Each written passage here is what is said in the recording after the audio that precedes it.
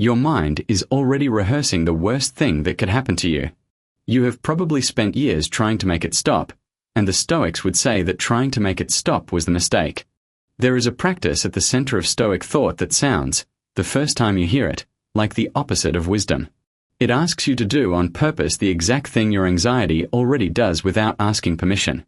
It asks you to sit down, deliberately, and imagine losing the things you most want to keep. The Romans gave it a name. They called it premeditatio malorum, the premeditation of adversity, the rehearsal of what could go wrong.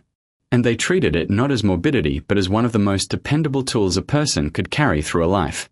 This is what that practice actually is, why it was never about fear, and why a version of it keeps reappearing in modern psychology under different names. Start with the way your own mind already works, before any philosophy touches it. Think about a future you cannot control, a result you are waiting on, a conversation that has not happened yet, a person whose decision will land on you whether you are ready or not. It is 3 a.m. and you are not asleep, because some part of you is running the scenarios. The bad version. Then the worse one. Then the version you do not even let yourself finish. And somewhere in your life, someone has told you to stop. Think positive. Do not borrow trouble. Cross that bridge when you come to it. Maybe you have said it to yourself. The instruction is always the same. Push the dark thought away, and replace it with a brighter one. Be honest about whether that has ever actually worked. The thought goes under for a moment and then surfaces again, usually at the next quiet hour. The reassurance does not hold, because underneath it you already know that telling yourself a thing will be fine is not the same as being ready for it if it is not. Forced positivity is a thin wall. You can feel how thin it is even while you are building it. Part of why the instruction feels right is that imagining the good outcome feels like moving toward it, and imagining the bad one feels like inviting it in. But a feeling of motion is not motion. Picturing success does not make you ready, and refusing to picture failure does not keep failure away.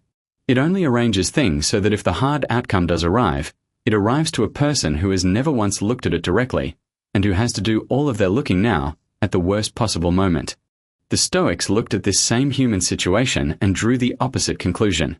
They did not tell the anxious mind to stop imagining loss.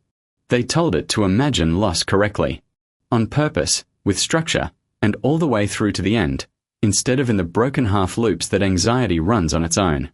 The clearest voice on this is Seneca. He was a Roman writer and statesman who served as tutor and then advisor to the Emperor Nero, and near the end of his life he wrote a long series of letters to a younger friend named Lucilius, 124 of which survive. They read less like lectures than like a man working out, in real time and on the page, how to hold a mind steady. In one of those letters he takes up a piece of news. A fire had destroyed the colony of Lugdunum, the city we now call Lyon, in a single night. A whole city, thriving in the evening and gone by morning. Seneca uses it to make a point about surprise. In the translation by Richard Gummier, he writes that it is the unexpected that puts the heaviest load upon us. The disaster would be heavy on its own. What crushes is that it arrives without warning, into a mind that had quietly assumed it never would. And so his conclusion, in the same letter: nothing ought to be unexpected by us. Our minds should be sent forward in advance to meet all problems. Not to live in dread of them, but to have already visited them once, so that if they come as something seen before rather than something that breaks the door down. Cicero, writing generations earlier, had already put the mechanism plainly. In the third book of his Tusculan Disputations, in the translation by Charles Young, he says that ruminating beforehand upon future evils which you see at a distance makes their approach more tolerable. And he tells a story to go with it. The philosopher Anaxagoras, on being told that his son had died, is said to have answered only that he knew he had begotten a mortal. The line sounds cold until you see what it is doing.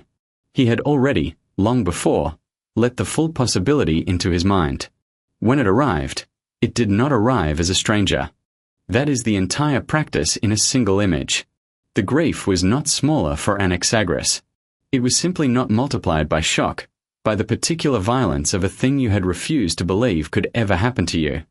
There is a smaller, daily version of the same move, and it belongs to Marcus Aurelius, the Roman emperor who kept a private notebook of Stoic reminders to himself. He opens the second book of it with a morning Begin the morning by saying to thyself, I shall meet with the busybody, the ungrateful, arrogant, deceitful, envious, unsocial. He is not cultivating contempt for anyone. He is doing premeditatio at the scale of an ordinary day, so that the rudeness he meets by the middle of the morning finds him already prepared, and does not land as a personal wound. Now the honest complication, because it matters more than any of the rest of this. If you have read this far and thought, I already do this, and it does not calm me, Stoics were careful about, and it is worth drawing that line clearly. Premeditatio malorum is bounded. You choose the thing, you follow it once to its actual outcome, you ask what you would do, and then you come back and set it down. It has a beginning and an end, and it returns you to the present more settled than it found you.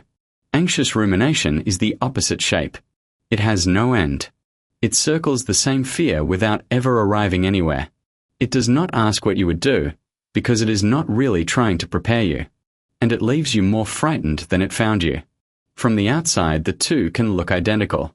They are not the same act, and the difference is the whole point. This is the place for a plain statement. What we are describing is a philosophical practice, not a treatment. If the imagining is a loop you genuinely cannot stop, or if the worry sits on your days as a steady weight rather than a rehearsal you can open and then close, that is a real and common experience, and it is one a qualified professional is equipped to help with in a way that a philosophy video is not. None of this is meant to hand control back to you. If your version takes control away instead, that difference is not a failure on your part. It is important information, and it deserves better than to be pushed through with more of the same. Kept inside its proper bounds, though, the practice turns out to be doing something modern research recognizes. In 1986, in the Journal of Personality and Social Psychology, the psychologists Julie Norham and Nancy Cantor described a strategy they called defensive pessimism. Deliberately low expectations before an important task and mentally play through everything that could go wrong. The obvious guess is that this would sabotage them. What the work found was closer to the reverse. For these individuals, rehearsing the bad outcomes was a way of harnessing the anxiety rather than being flooded by it, and it could support their performance rather than wreck it. The worry, once it was given a job to do, stopped running loose. There is a second finding that speaks to why the rehearsal so often brings relief instead of more dread.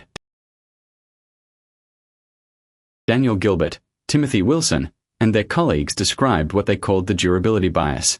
People, they found, tend to overestimate how long their emotional reactions to bad events will last.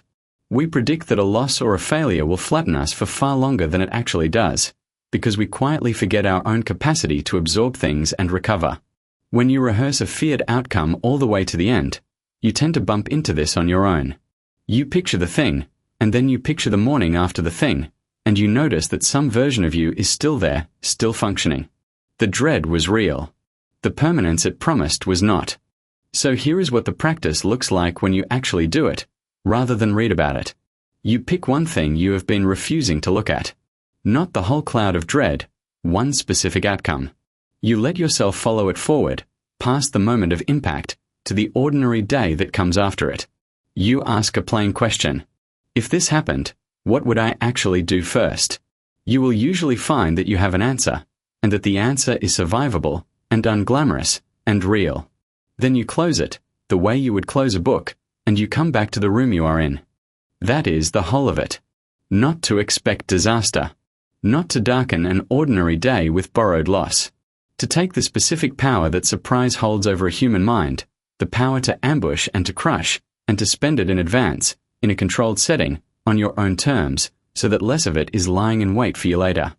Seneca, who wrote more insistently than almost anyone about rehearsing the loss of everything, was in the end ordered by the emperor he had served to take his own life. The man who had spent years practicing the loss of all he had was, at the last, required to give it up. We cannot know what was in his mind in that hour, and it would be dishonest to pretend that we can. What we can say is that he had spent a lifetime refusing to be ambushed by it. The rehearsal was never a rehearsal for nothing.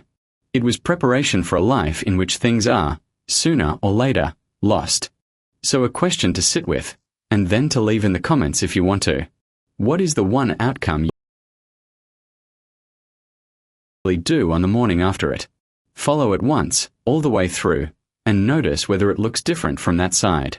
The next video stays with Seneca, and with something he thought we get more wrong than almost anything else. Not death, and not loss, but time, and the strange way a person can be endlessly busy and still feel, at the end of the day, that the hours were quietly taken away.